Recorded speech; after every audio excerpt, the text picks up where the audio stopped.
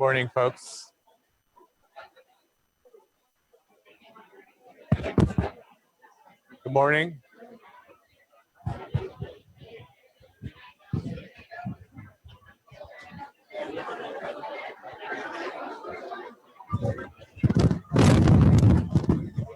Good morning.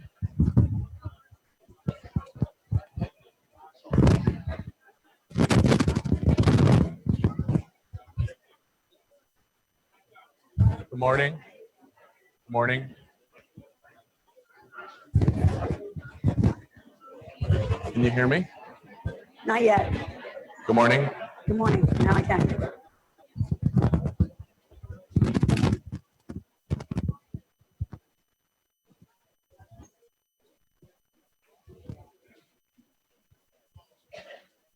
Good morning, everyone.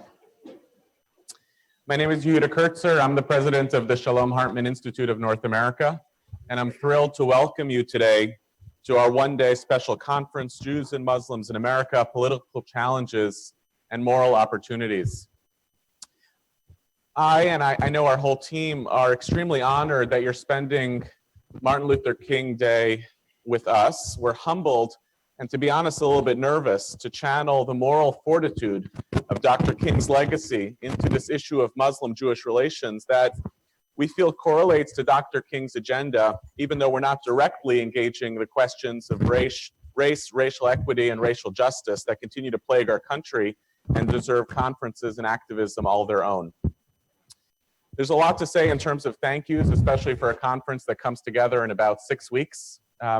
And in particular, though, just for now, I want to thank the Abraham Joshua Heschel School for making itself available even on a non-school day, and to all of the staff and faculty of the school for helping us do this, all under the incredibly capable and visionary leadership of Ariella Dubler. And I want to thank the staff and faculty of the Hartman Institute, who also organized quickly and made this all happen rather remarkably under the really capable leadership of my colleague, Rachel Jacoby Rosenfield.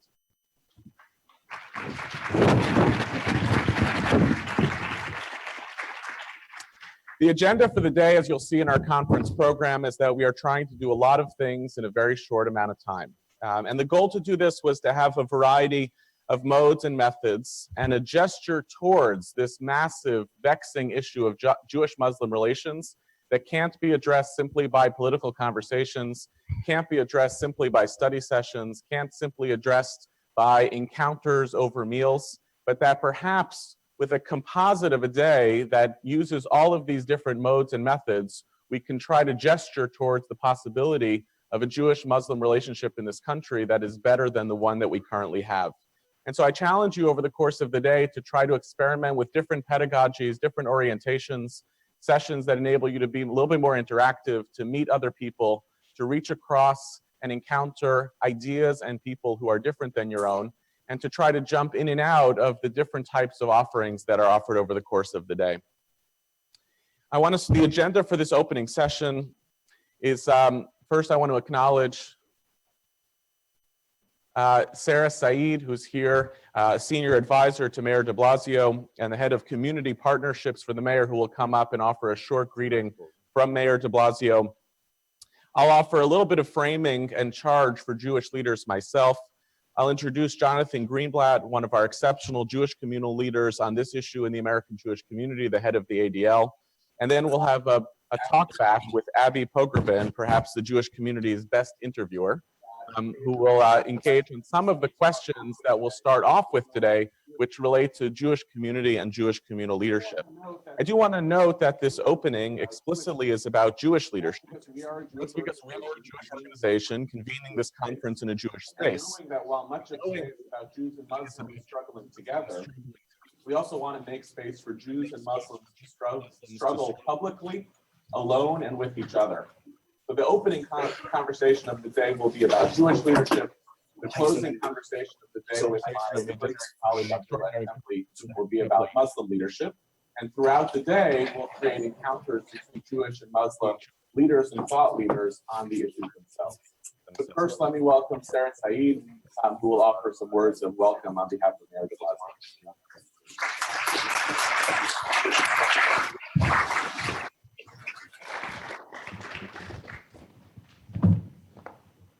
morning. Assalamu alaikum and shalom alaikum. I'm really delighted to be here on behalf of the mayor. This is a really important gathering happening here in New York City. And I just want to read you the letter that he sent. It says, "Dear friends, I'm delighted to join the Shalom Hartman Institute of North America in welcoming everyone to its conference on Jews and Muslims in America today. I'm proud to lead a city that values tolerance, understanding, and equality for all, and recognizes how essential our tremendous diversity is to our success. It has never been more important that we work together to preserve these democratic ideals, and my administration is committed to ensuring that no New Yorker ever faces discrimination or prejudice because of their ethnicity, cultural heritage, or spiritual beliefs. Guided by its theme, political challenges and moral opportunities, this compelling symposium will provide a forum for Jewish and Muslim American scholars and leaders to share knowledge and to address issues that impact these diverse and vital communities. I commend the Institute and all those participating in today's event for their efforts to promote interfaith dialogue and unity and foster positive change throughout the 5 boroughs and beyond. Today's gathering is also a wonderful opportunity to reaffirm our shared dedication to protect the remarkable multiculturalism and spiritual traditions that define our great city. On behalf of the City of New York, I extend my best wishes for a productive conference and continued success. Sincerely, Bill de Blasio, Mayor. Thank you. Thank you.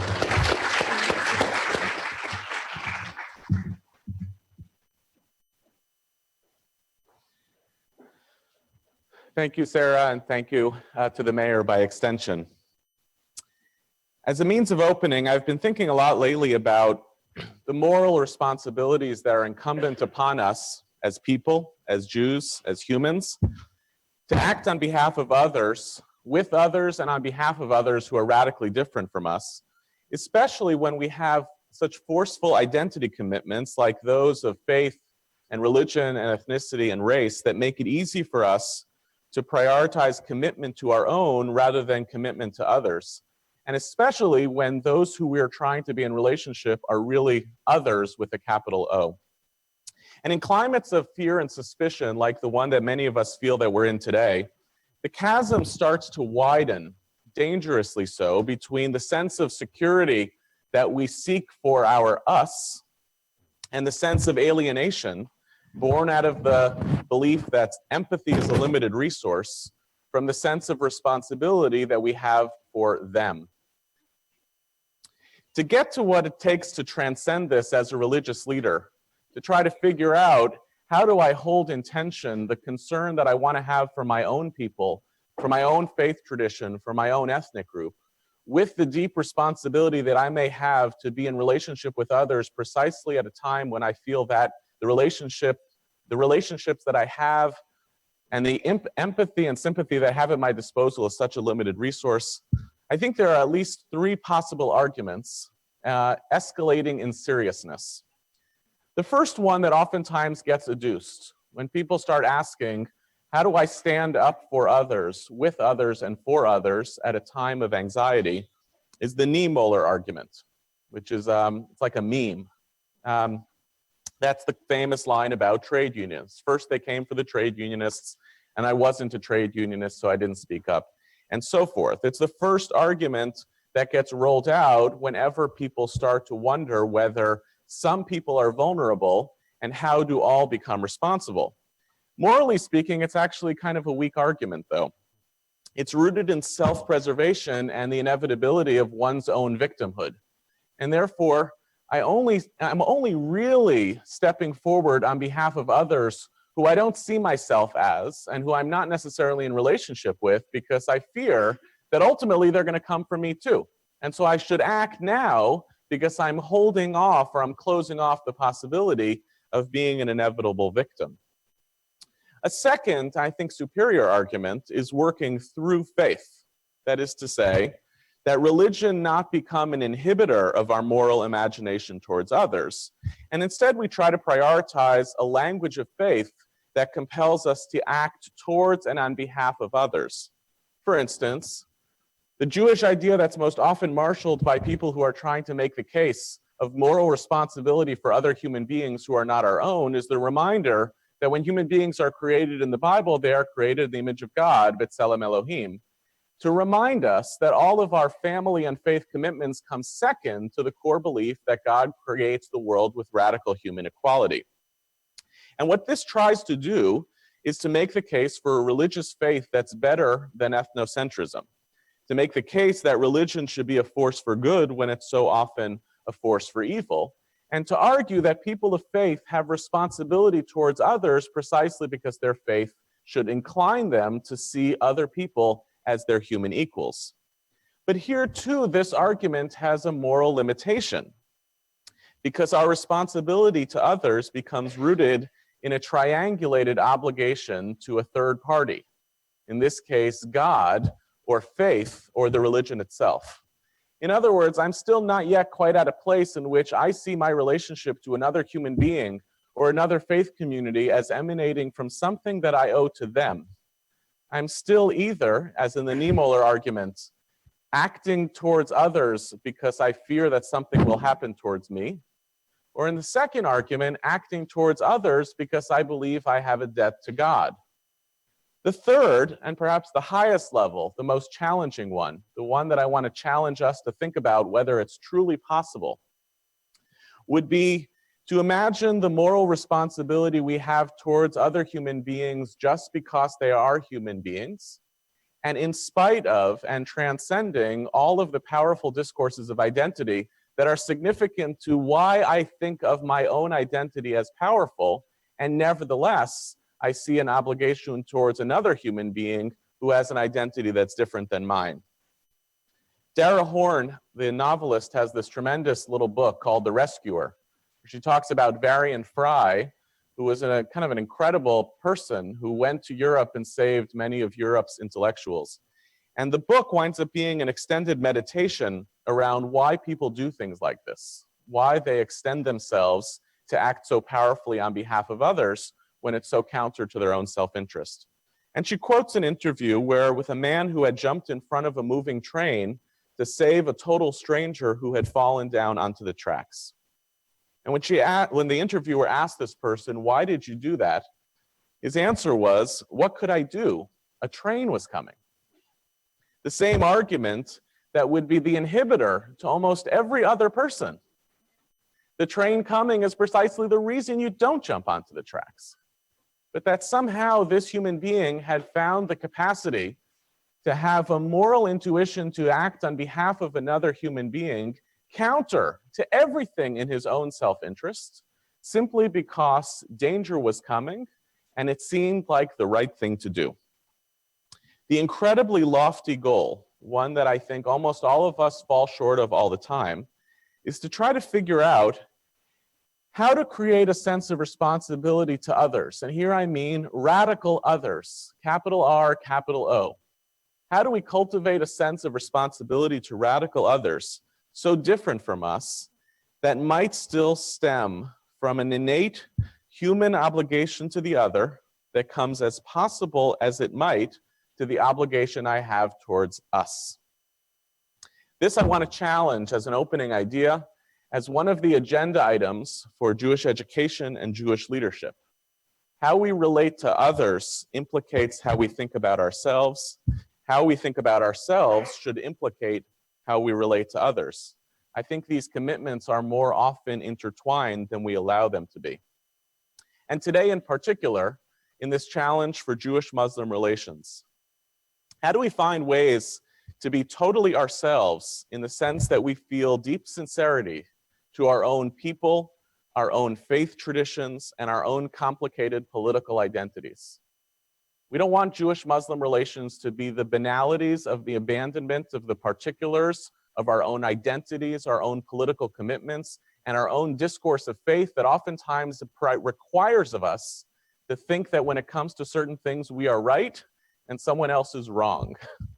How do we dignify, take seriously that deep sincerity to our own people, our own faiths, and our own complicated political identities, and still find a way to cultivate the capacity to build a moral intuition that enables us to transcend those identities or operate through them in service to a greater commitment to our moral responsibility to others. This is a big challenge. Easier said than done, especially, as I said earlier, in climates where it feels as though we have so many urgent issues, many of them relate to caring for our own, and a limited resource of empathy, sympathy, and capacity to see the other.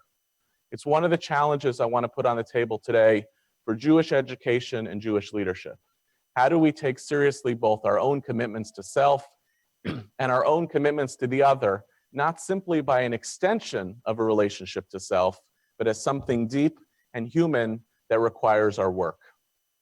One of the Jewish leaders who I think has exhibited this kind of commitment in radical and transformative ways for Jewish leadership has been Jonathan Greenblatt, and I'm thrilled to welcome Jonathan to the stage now to offer some introductory remarks as well.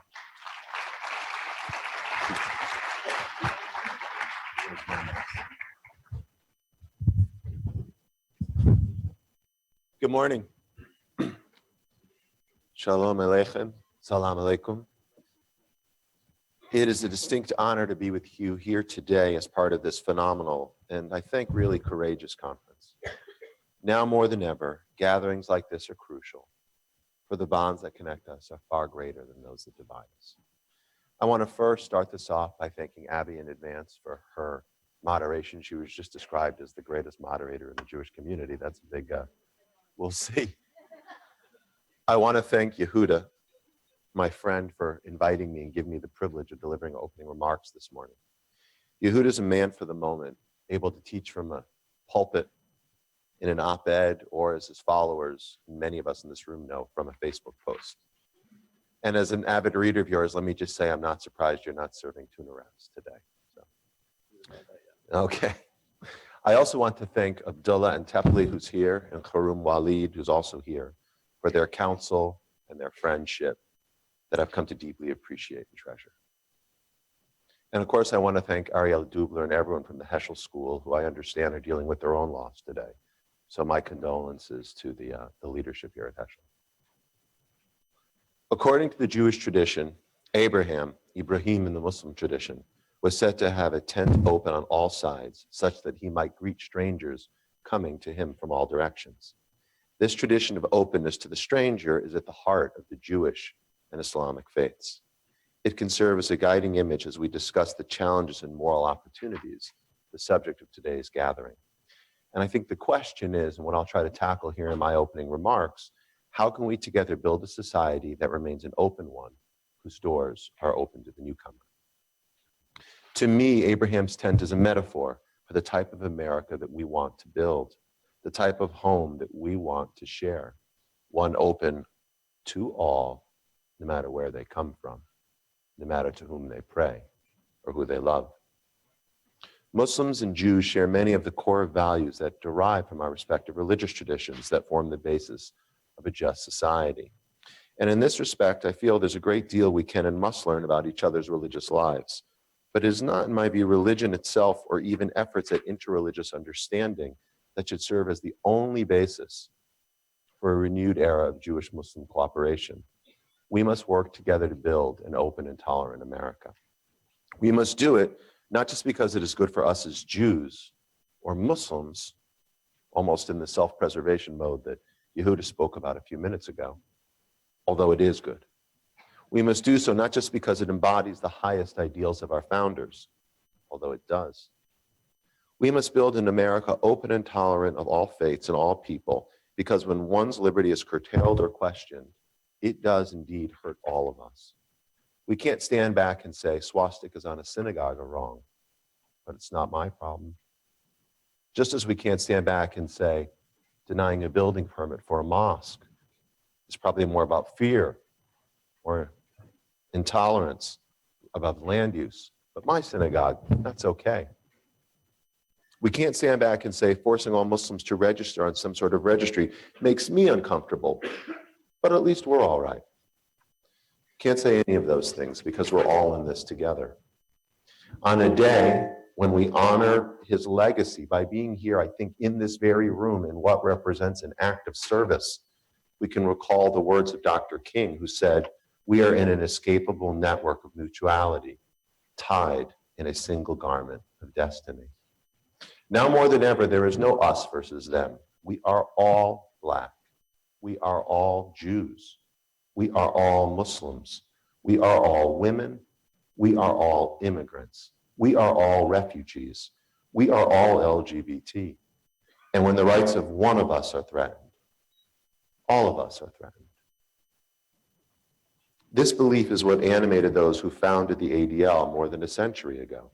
And it's our mission to this very day to fight the defamation of the Jewish people and to secure justice and fair treatment to all.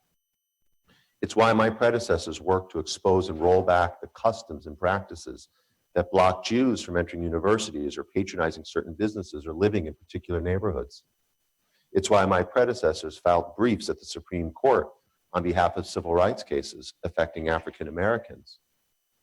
It's why they marched with Dr. King and Ralph Abernathy and John Lewis some 50 years ago. And it's why we stand together with John Lewis here today.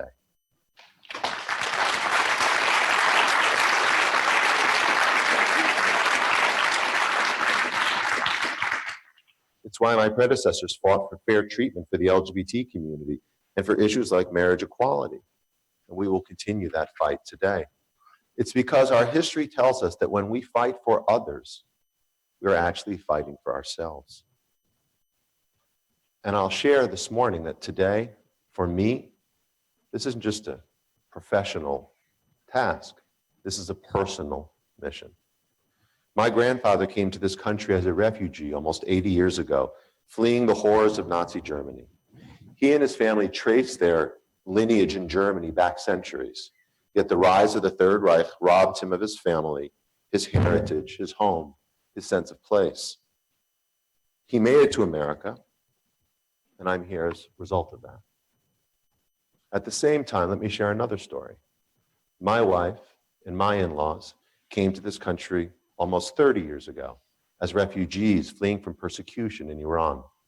Her family had been in Persia for millennia, claiming roots back to the Babylonian exile. Yet the rise of the Islamic Republic and their authoritarianism robbed them of their heritage, their home, their sense of place. It did not bring the wholesale slaughter of the Shoah, but my wife only escaped the country by altering her passport. You see, her Jewish identity was imprinted on her identity document, and the authorities were not permitting Jews to leave the country. In order to escape, my father-in-law doctored the document so that it appeared that she and her sister and my in-laws were Muslims. My wife, in order to leave her homeland and to escape to this country, had to register herself as a Muslim. I think these stories speak to some facets of the uncertainty of this current moment. As Jews, we know historically what it has meant to be categorized and differentiated. For us, this is not an academic exercise. Rather, it is a felt experience and one that has spanned continents and cultures.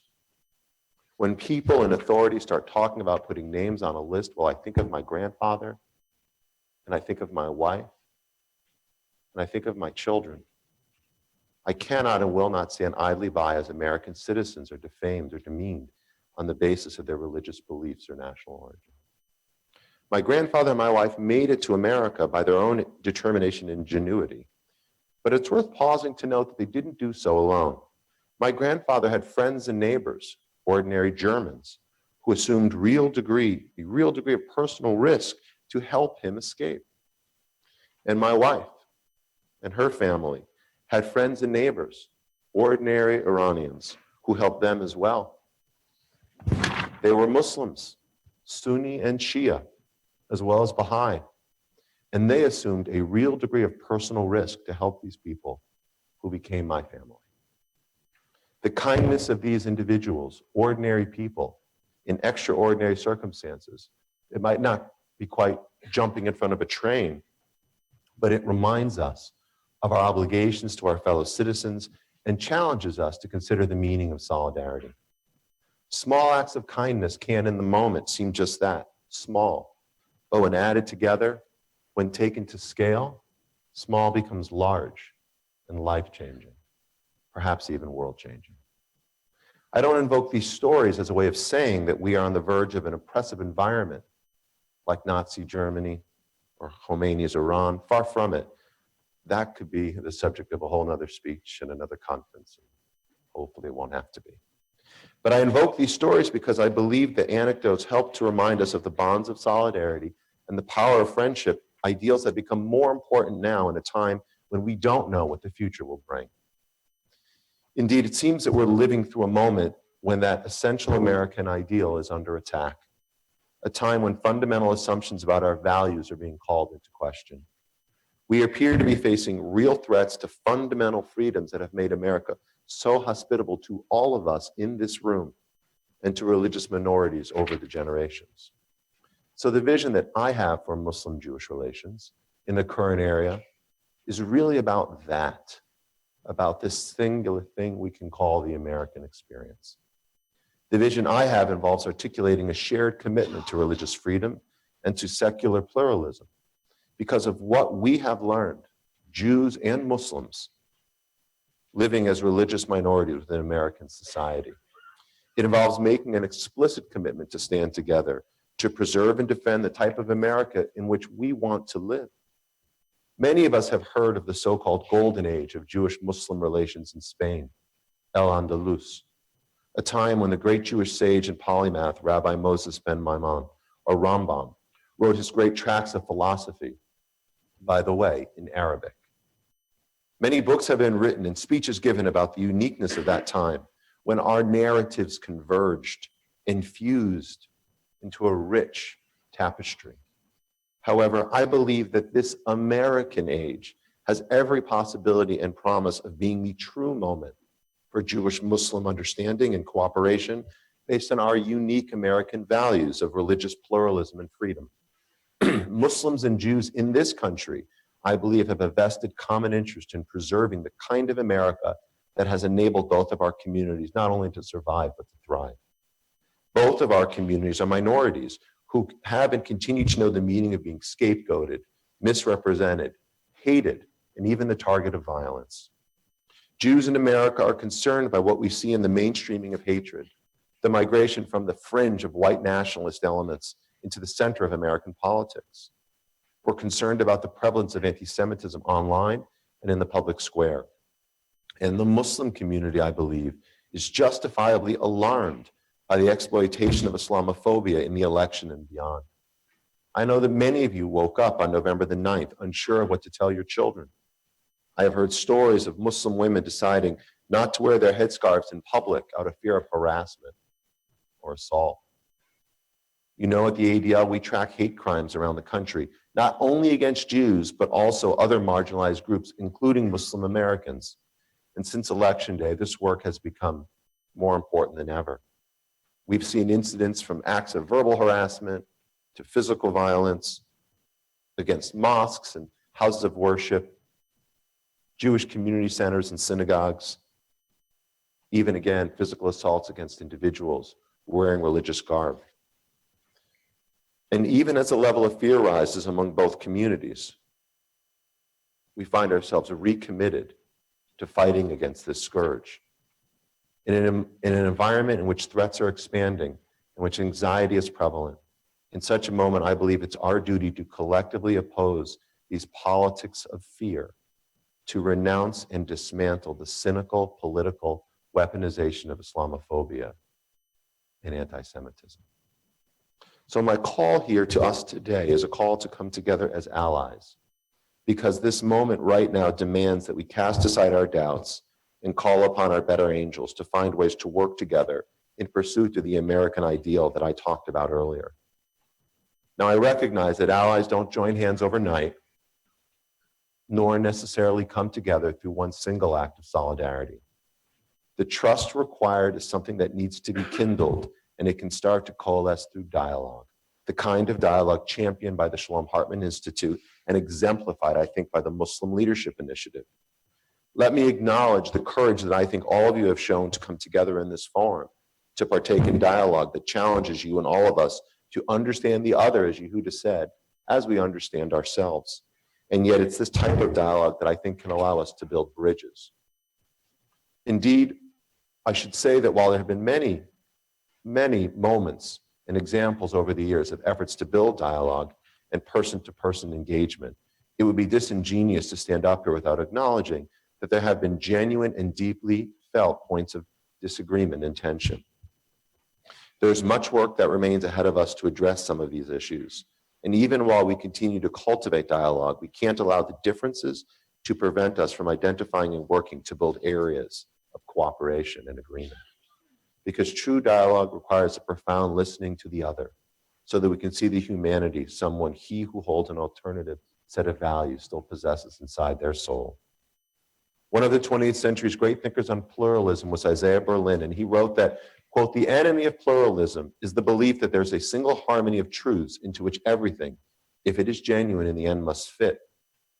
The fact is, reality is messier, and pluralism demands that we be willing to entertain the possibility of a different set of values having human validity.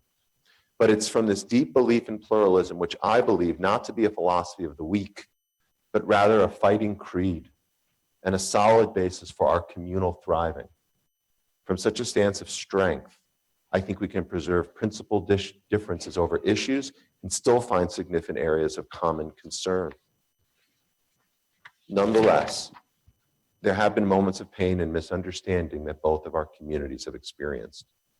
As people of faith, we have fundamental disagreements in some respects about the nature of the world, and we also have some serious political disagreements.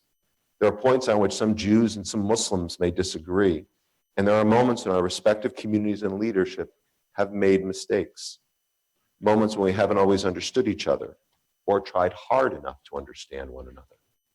I think all of us in this room can reflect and recall such moments, some public and some private. And although we can't change the past, we can commit as leaders to learn from it and to strive to do better next time. As people who both believe in a forgiving and merciful God, I believe each of us can do that. But despite the disagreements, I think that in principle, our commonalities and common concerns should bring us together in this moment to collaborate, to co-construct, and to collectively defend our shared future in this American age. So I want to say that for my part, I intend to cultivate a practice of listening so that I can learn more deeply the hopes and concerns of the Muslim community. Because working together starts by taking on these kinds of obligations. And listening, I think, is a good first step. It requires working together to resist anti-Semitism and Islamophobia, especially when it comes from within our own communities. Working together requires that we identify the full range of mutual interests and work toward those ends. Working means refusing to indulge in the politics of fear and working to lift up both of our communities. So how do we do that? What comes next? I'll close my remarks by suggesting that we seize this moment, not to just pull back, but to plant our flag and to push forward with a joint effort to face this moment through a new model. Call it a coalition of now, an alliance of action that radiates out from the kind of communal dialogue and understanding that is catalyzed here today. A coalition of now that would encompass Jews and Muslims, and by the way, Sikhs and Hindus and Christians, one that provides for the rights of religious minorities, of women and sexual and gender minorities, of African Americans, Asian Americans, and Latinos. A coalition of now that strives for a more perfect union, one that respects and upholds our real differences as people of faith, even as we come together to protect and perpetuate the ideal of this American age. Thank you very much.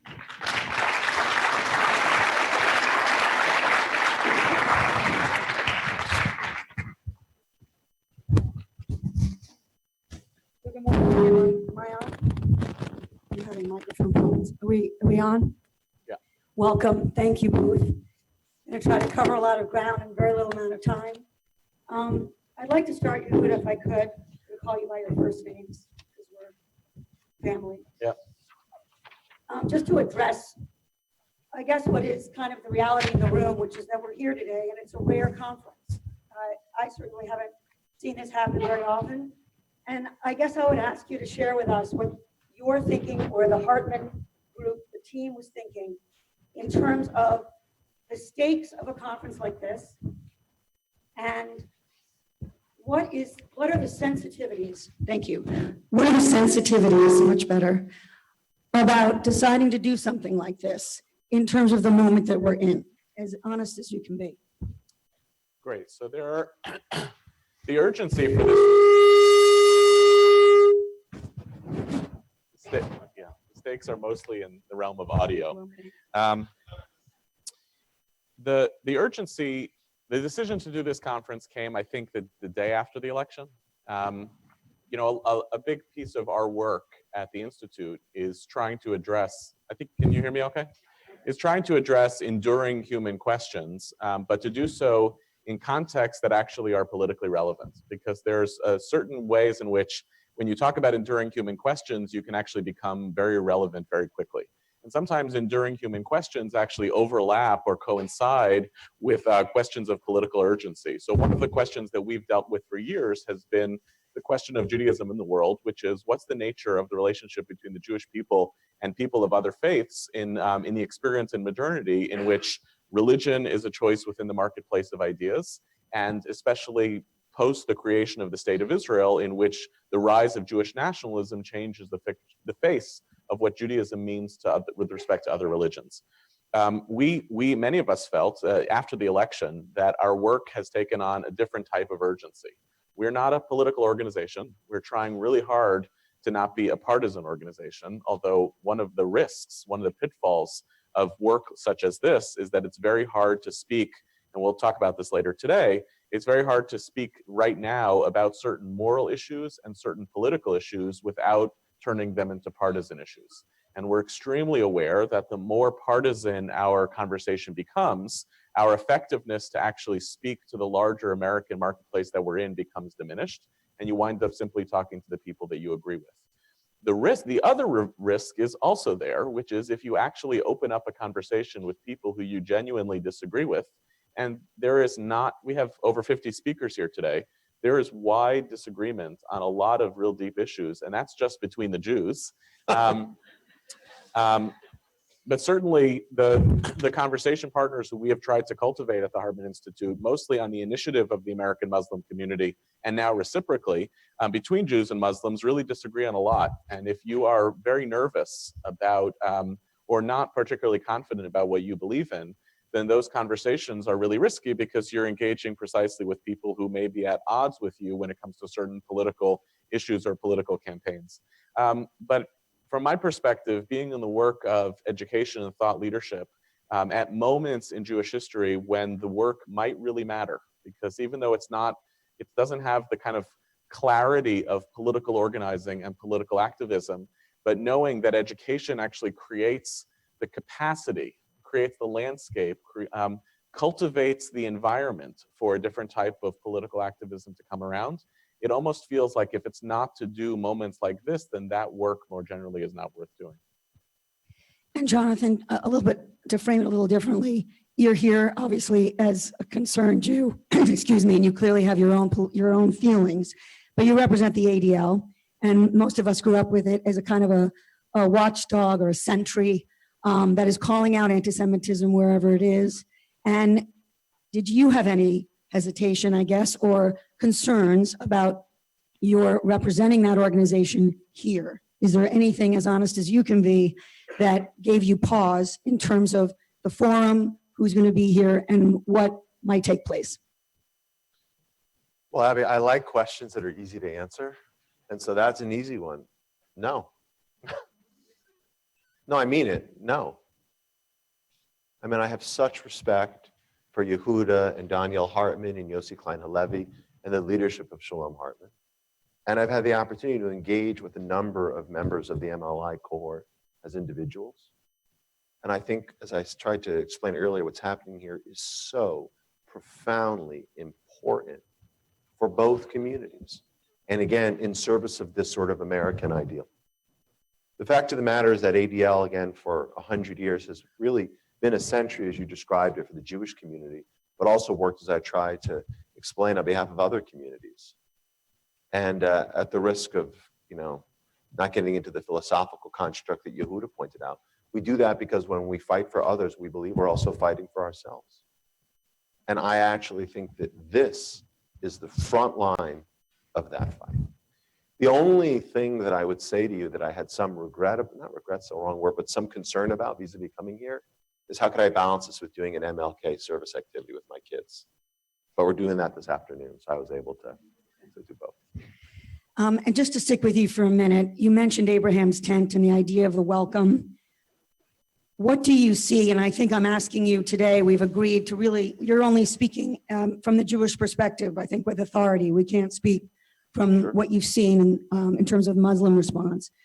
But in terms of what are the barriers to that welcome among the Jewish community? What do you see gets in the way of people listening, going to an event where they're going to speak to Muslims, or even engaging more actively in something that might actually defend their rights in a public way? Well, I guess there are a couple levels to a response to that. I think the first level is we are certainly living in a moment right now of tremendous polarization. And I think you see this infecting the whole country. It's playing out all over Twitter for reasons you can guess. And you see it playing out, I think, literally in people's living rooms and in larger settings across the country, in the Jewish community and beyond, where you can't talk to the other anymore, where we're all trapped in our filter bubbles because of cable news and talk radio and social media, the op-ed columns we choose to read. And so people have a difficult time crossing, into the realm of the other these days with I think, increasing regularity. That's a problem. And I think the second problem is in the Jewish community in particular, there are a lot of people who, again, Yehuda described it in an age of Jewish nationalism. But there are members of the Jewish community who I think feel this sense of historic siege and trauma and worry about challenges vis-a-vis what's happening in the Middle East, or challenges vis-a-vis the national dialogue. And their reaction is to put up their hands like this. And although I think that is one way to approach the problem, I think a healthier way is to open up your arms like this, to try to engage with the other, to work through, even with respect to and a healthy appreciation for differences, find ways that we can come together. But I guess I want to push you a little bit on that, because even though that is something I think we would all say we subscribe to, that sense of if that train is coming, as Yehuda described it, we're supposed to open our arms to the train. That's a little bit hard for many Jews to actually follow through on. There's a sense of existential threat. So how do you address that so that you can kind of, in a way, concretize the open arms and say you're not actually going to end up regretting it? I think it starts by understanding and having an appreciation for the idea that all sides deserve some degree of respect and an appreciation for their dignity as people. But I don't think that when we talk about the train coming, the best way to resist the train is this. I think this is a better way to kind of build bonds and create coalitions that allow us to move around the train. So I think the reason why Jews in this country have been successful, despite our numbers, is because we've always done that. We've always found ways to work with other communities.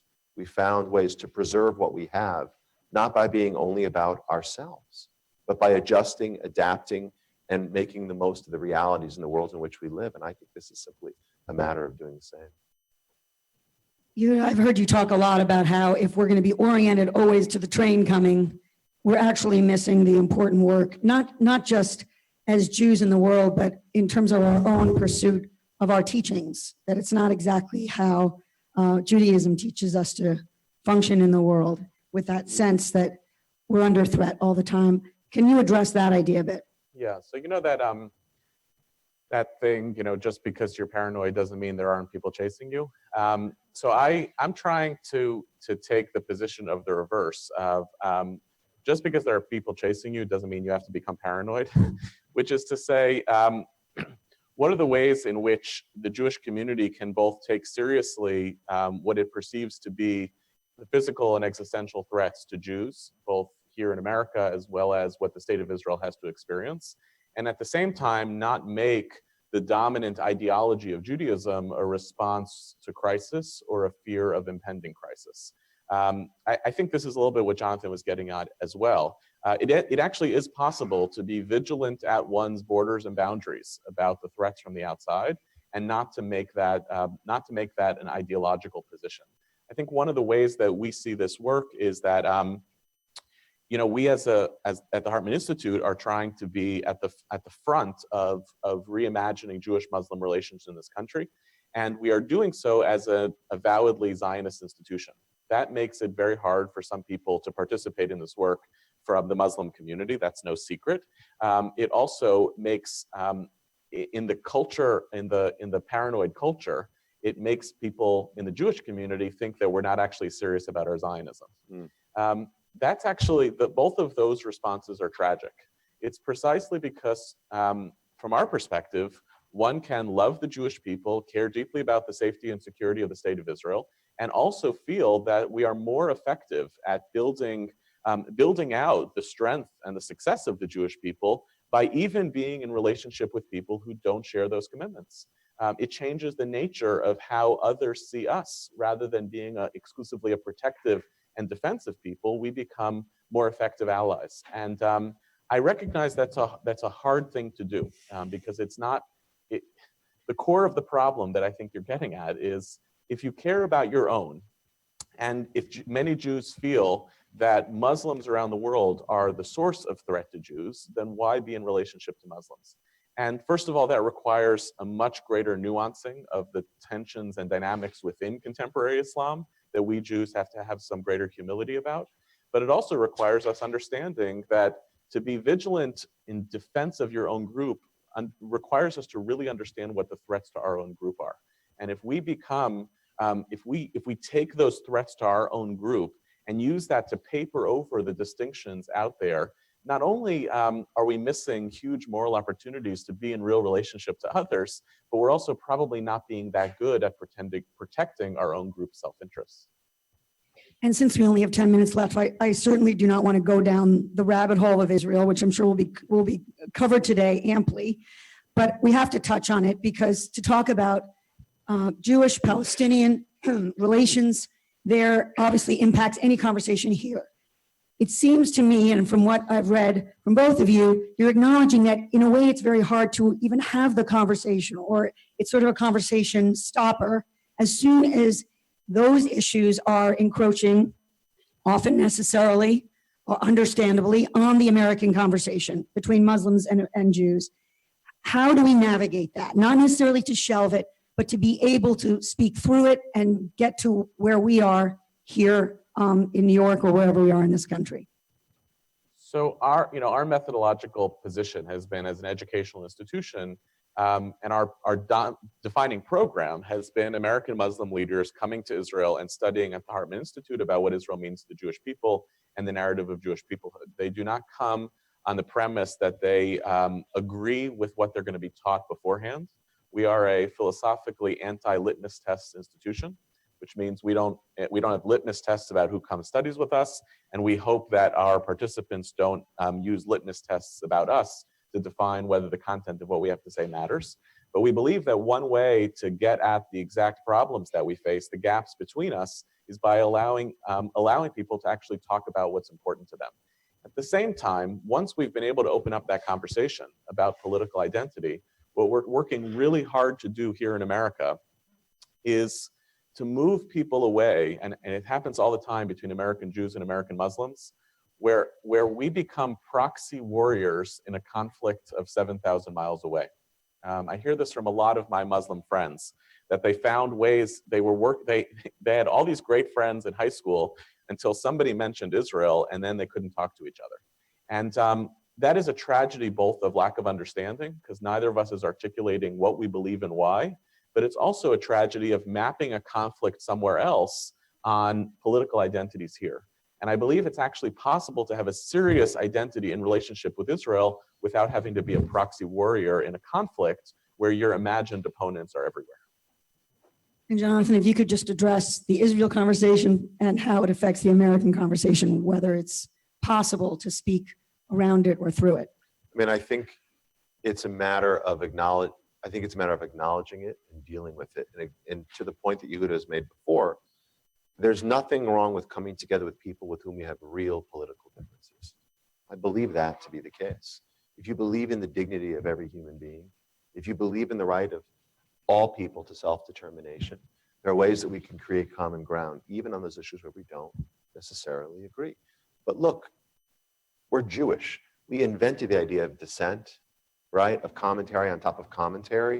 And the idea that we would shut ourselves down from dissent and debate seems to me quite wrong-headed and really inconsistent with our principles. You made a very, some would say controversial, certainly attention-getting, I would say brave stand when Trump talked about a registry for Muslims, saying that you would register yourself. Can you say paraphrase what the statement was and why you chose to come forward publicly with such an idea? Well, I would say to that, and Abby is referring to comments I made at our Never Is Now conference a few months ago, at which Abdullah and Yehuda and several people in this room were present, where I talked about this idea that it had been discussed during the campaign and during the transition of creating a registry of Muslims. And as I mentioned in my remarks, I think because of my own personal history, because of my own personal values and my own personal experience, it is deeply offensive. And I think because what we know of our country, it is incredibly un-American. And so I think my patriotism compelled me to speak up and say what I did. And my personal experience motivates me to retain some fidelity to that idea here this morning. So look, I would have as my wife registered as a Muslim when leaving Iran, so I will register to escape. So I would register as a Muslim today to renew my commitment to this country itself.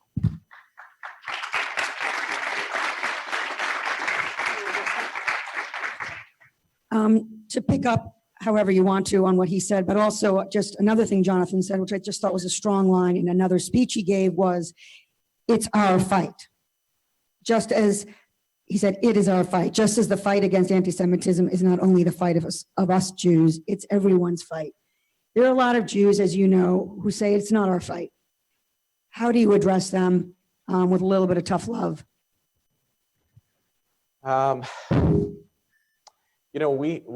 The Jewish people have this deep epigenetic trauma and fear that any comfort and success that we manage to build in any society is on the verge of collapse.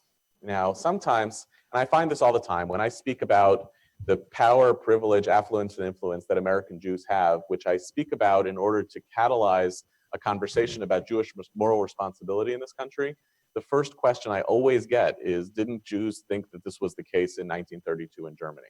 And I love the Jewish people, and therefore I know where that question comes from. It's, I need to talk about batting down the hatches. Don't tell me about what I have to do now that I have a real presence in the society. But if we're going to really have that epigenetic trauma, we have to understand that it is not an exclusive. It's not just the dark underbelly of chosenness. This is part of how societies work. They look for marginal groups, and in moments of anxiety, they take out their frustration on marginalized groups. And so our responsibility as Jews is to take seriously our own fears, to not mock them, even though I sometimes do that, to not mock them, to take them seriously, to be vigilant about our own anxieties. They come well-sourced, and to translate those anxieties into empathy. And it was incredibly bold when Jonathan said what he said at an anti-Semitism conference, no less, to make that statement there. And it was also so incredibly straightforward. And I think that what's exciting about Jonathan, your leadership and the reorienting of the ADL to its historic mission is a reclamation that these two things, being vigilant about anti-Semitism and being vigilant on behalf of other minorities, are not an extension of each other. They're actually literally the same thing. So the last question is to just try to make this a little bit of a concrete mandate for those of us who want to sign up, metaphorically or literally. There's a lot of talk about dialogue. There's a lot of talk about listening, but many people walk away and say how, where, with whom. What's one thing that we could walk away from today that each of you would suggest we do, look at, check out, sign up for, that allows us to begin this work that you're saying is happening or should be? Well, I guess I could say two things.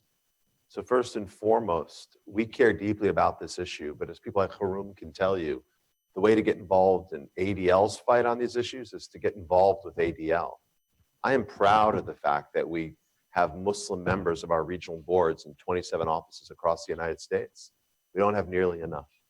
So we need more participation, both from American Muslims who want to be involved in this kind of work fighting for everyone's freedoms, but from American Jews as well, want to renew that commitment. But the second thing I would say is, again, people have taken a step forward by being here today, opening yourself and making yourself vulnerable, being a good listener in the conversation that will commence this morning, this afternoon, I think is a really important first step as well. But just say, start a study group. There are ways in which to act on these issues that involve political activism, but one of the ways that we condition our imaginations is by studying and engaging and allowing other people to tell their community stories. It could be invite a Muslim to shul weekend. There are, and again, it's not about taking Islamic narratives and turning it into a convenient way for us to study the religion, but to actually engage seriously with other human beings and their texts and their stories. That's a big part of the work that we're trying to do around the country between our rabbinic alumni, our Muslim alumni, our Christian alumni. But I think it can happen on a much more basic and human level when we study one another, when we study our texts, and when we allow other people to tell their stories with deep authenticity. It will by necessity transform our moral imaginations. Thank you both. Thank you all. Thank you. Have a great day. Thank you, Abby.